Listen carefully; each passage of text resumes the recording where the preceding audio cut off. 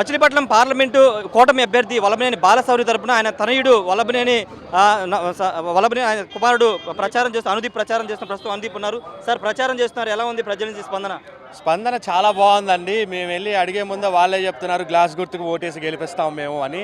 అంటే దీన్ని బట్టి మనం అర్థం చేసుకోవాలి ఏంటంటే ప్రస్తుత గవర్నమెంట్ మీద అంత యాంటీ ఉంది. ఎందుకంటే ఒక జాబులు కానివ్వండి, రోడ్లు కానివ్వండి, లేకపోతే మనకి ఏదైనా కంపెనీలు తీసుకొని రావటం కానీ ఏం చేయలేదు వాళ్ళు. అలానే పవన్ కళ్యాణ్ గారు ఇంకా చంద్రబాబు నాయుడు గారు కలిసి కూటమి చేసినందుకు పవన్ కళ్యాణ్ గారు ఆశయాలతో, అలానే చంద్రబాబు నాయుడు గారి విజనరీ పర్సన్, ఎంత పెద్ద విజనరీ పర్సనో మన అందరికీ తెలుసు. ఇద్దరు కలిసి ఒక కూటమికి వచ్చి అండగా మనకి బీజేపీ తోడుంది సెంట్రల్ నుంచి. దాని మీద నమ్మకం కలిగింది మనకి. అందుకే నాన్నగారు కూడా జనసేనలో జాయిన్ అయ్యి మనం ప్రజలకు ఇంకా మంచి చేయాలి అన్న కోరికతోటి మనం ఇక్కడికి వచ్చాం. ఈరోజు ప్రచార భాగంగా చూసుకుంటే చాలా అద్భుతంగా ఉంది. రెస్పాన్స్ అసలు చెప్పాల్సిన అవసరం లేదు. ఇక్కడనే కాదు, మొత్తం స్టేట్ వైడ్గా కూటమికి ఖచ్చితంగా చాలా మంచి రెస్పాన్స్ వస్తుంది. అలానే మనమే గవర్నమెంట్ ఫామ్ చేయబోతున్నాం. అంటే మచిలీపట్నం ఎంపీగా ఆల్రెడీ మీ నాన్నగారు 5 ఏళ్ల నుంచి పనిచేస్తూ ఉన్నారు, మరోసారి ఇక్కడ ఎంపీగా పనిచేస్తున్నారు. కేంద్రం నుంచి రాబోయే రోజుల్లో ఎలా డెవలప్మెంట్ చేయబోతున్నారు? ఆల్రెడీ వల్లభనేని బాలశౌరి గారు ఎన్ని డెవలప్మెంట్లు చేశారో మీకు తెలుసు. ఆయన కేంద్రం నుంచి మనకు గుడివాడలో ఒక రైల్వే బ్రిడ్జ్ తీసుకొచ్చారు. అది ఎన్నో సంవత్సరాల నుంచి పెండింగ్ ఉంది, కానీ ఆయన తీసుకొని వచ్చాడు. ఏది 3 సంవత్సరాలు. అలానే బందర్ పోర్టు ఎన్నో సంవత్సరాల నుంచి తీసుకొని రావాలనుకుంటున్నారు, ప్రయత్నాలు చేశారు. కానీ బాలశౌరి గారు వచ్చిన 3 సంవత్సరాల్లోనే ఆయన ఫండ్స్ అరేంజ్ చేసి తీసుకొని రాగలిగారు. అలానే ఎదురుముండి బ్రిడ్జ్ కానివ్వండి, ఆవనిగడ్డలో సంబంధించిన నియోజకవర్గంలో ఇంకా చాలా కమ్యూనిటీ హాల్స్ కానివ్వండి, ఇలా అనేక అభివృద్ధి కార్యక్రమాలు చేసిన వ్యక్తి బాలశౌరి గారు. ఈసారి కూడా మనకు అవకాశం కల్పించినప్పుడు ఖచ్చితంగా ఇంకా అభివృద్ధి కార్యక్రమాలు చేస్తారు. ఇంకా సెంట్రల్ నుంచి మంచి ఫండ్స్ తీసుకొని వచ్చి చేస్తారు.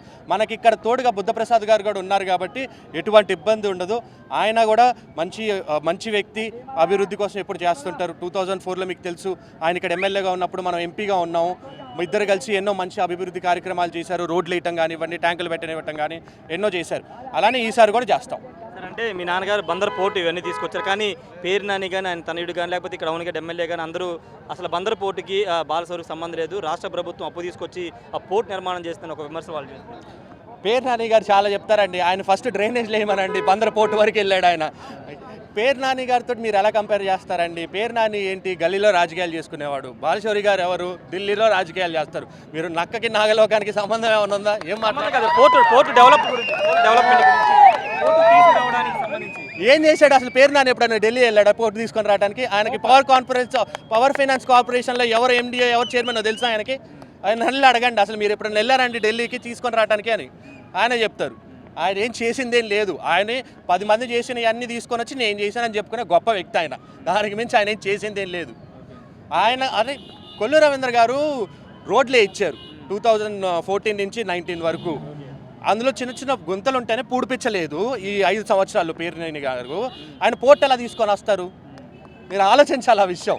నిన్న కూటమి మేనిఫెస్టో ప్రకటించారు. అవి హామీలు అమలు చేయడానికి 2 లక్షల కోట్లు అవసరం అవుతాయని ప్రధానంగా అధికార పార్టీ నేతలు, ముఖ్యమంత్రి కూడా కామెంట్ చేస్తున్నారు. ఆ డబ్బులు ఎలా తీసుకొస్తారు? మేము అధికారులు ఉన్నప్పుడు శ్రీలంక అయిపోయింది, అప్పులు తెచ్చామని చెప్తున్నారు. ఇప్పుడు ఎలా తీసుకొస్తారు కామెంట్ వాళ్ళు చేస్తున్నారు. అంటే డబ్బులు తీసుకొని రావటం అంటే అండి, ముందు మనం అభివృద్ధి కూడా చేయటం, దాంతోపాటు స్టార్ట్ చేస్తాం. కంపెనీలు తీసుకొని రావటం స్టార్ట్ చేయాలి. దాంతోపాటు ఎకానమీ జనరేట్ అవటం స్టార్ట్ అవుతుంది. డబ్బులు దాని తర్వాత సెంట్రల్ నుంచి మనం తీసుకొని వస్తాం. మన అభివృద్ధి చేసినప్పుడు, మన కంపెనీస్ వచ్చినప్పుడు మన రిటర్న్ వాళ్ళకి ఇచ్చే ఛాన్స్ కూడా మనకు ఒక అవకాశం ఉంటుంది. అలా ఒక సైకిల్ ఫామ్ చేసుకుంటాం. సైకిల్ ఫామ్ చేసుకున్నప్పుడు ఖచ్చితంగా మనకేం ప్రాబ్లం ఉండదు, మనం ఇవ్వగలుగుతాం. ఎందుకు చేయలేము సార్? అంటే జనసేనలో జాయిన్ అయ్యే రోజు మీ నాన్నగారు కామెంట్ చేశారు, జగన్కే కాదు దేవుడు, మాకు కూడా దేవుడు ఉండాలని చెప్పారు. మీ నాన్నగారి మీద ఇప్పుడు ఫోకస్ ఎక్కువ ఉంది. ఆ పార్టీ నుంచి బయటకు వచ్చి ఇప్పుడు జనసేన నుంచి పోటీ చేస్తున్నారు కాబట్టి ఎలా చూస్తారు సార్? ఏముందండి ఇందులో చూడటానికి? వాస్తవాలే కదా మా నాన్నగారు మాట్లాడింది. అందులో తప్పే ఉంది. జగన్ గారికి ఏమైనా వకాలు తెచ్చారా దేవుడు? ఆయన ఒక్కడికేనా దేవుడు? మా మిగతా వాళ్ళందరికీ దేవుళ్ళు కదా. మేమేంటి అందరం రాక్షసులమా? మేమేమో దేవుడిని కొలచామా? మాకేమో ఆ దేవుడు మాకు సహకారం చేయడా? చేస్తారు కదా. దాంట్లో ఏముంది? వాళ్ళు ఎన్ని కమెంట్స్ చేసుకుంటే చేసుకొనివ్వండి. అంటే మీ నాన్నగారు ఓడించడానికి వాళ్ళు వ్యూహాలు సిద్ధం చేసే అవకాశం ఉంది. వాళ్ళు ఎన్ని చేసినా మచిలీపట్నం ఎంపీ వల్లభనేని బాలశౌరి గారు, అది ఫిక్స్. దాంట్లో ఎటువంటి మార్పు లేదు. అనుదీప్ గారు రాజకీయ అరంగేట్రం ఎప్పుడు ఉండబోతుంది? మీరు అసెంబ్లీ నుంచి పోటీ చేయాలనుకున్నారు వాస్తవంగా ఈ ఎన్నికల్లో? నేను ఎక్కడి నుంచి పోటీ చేయాలని అనుకోలేదండి. మొదటి నుంచి నేను మా నాన్నగారు వెనకాల ఉండి ఆయనకి సపోర్ట్గానే నించున్నాను. ఇప్పుడు కూడా చెప్తున్నాను, నేను జనసేన నాయకుడిని కాదు, నేను జనసేన కార్యకర్తని. నేను అంతే, అంతవరకే నా హోదా. ఇన్ ఫ్యూచర్ ఏమైనా చూడొచ్చా? అది ఫ్యూచర్లో చూద్దామండి, ఇప్పుడు ఎందుకు దానికి మాట్లాడటం. ఖచ్చితంగా ఫ్యూచర్లో చూద్దామని బాలశౌరి తనయుడు అనుదీప్ చెప్తూ ఉన్నారు. బందర్ పోర్టు పూర్తిగా బాలశౌరి క్రెడిట్ అని చెప్తున్నారు. ఎందుకంటే బాలశౌరి ఢిల్లీలో వెళ్ళి అన్ని తీసుకొచ్చారు. ఇక్కడ లోకల్ ఎమ్మెల్యేలు ఎవరికైనా ఢిల్లీలో పరిచయాలను అక్కడ పవర్ ఫైనాన్స్ కార్పొరేషన్లో వాళ్ళకి ఎవరైనా తెలిసిన వాళ్ళు ఉంటారా అని ప్రశ్నిస్తున్నారు. ఖచ్చితంగా 2024 ఎన్నికల్లో కూడా మచిలీపట్నం ఎంపీ బాలశౌరికి ఎంపీగా బాలశౌరి గెలవబోతున్నారు. మచిలీపట్నాన్ని అభివృద్ధి, అదేవిధంగా మచిలీపట్నం 7 అసెంబ్లీ సెగ్మెంట్లో అభివృద్ధి బాలశౌరి ద్వారానే సాధ్యమవుతుందని ఆయన తనయుడు అనుదీప్ చెప్తున్నారు. కెమెరా పర్సన్ ప్రసాద్తో రాయేష్ RTV, అవనిగడ్ నియోజకవర్గం నుండి. నమస్తే అండి. ఇది వ్యాపారం గురించి కాదు, ఓటు గురించి. ఎన్నికల్లో ఓటు వేయడం మన హక్కు మాత్రమే కాదు, కర్తవ్యం. ఎంతో మంది మహా నేతలు శ్రమించి ప్రాణత్యాగం చేసి ఈ అవకాశాన్ని మనకిప్పించారు. అందరూ ఓటు వేద్దాం, ఎందుకంటే ఓటు హక్కు ఊరికే రాదు. నా ఓటు ఎవరికో తెలుసా? అది సీక్రెట్ అండి.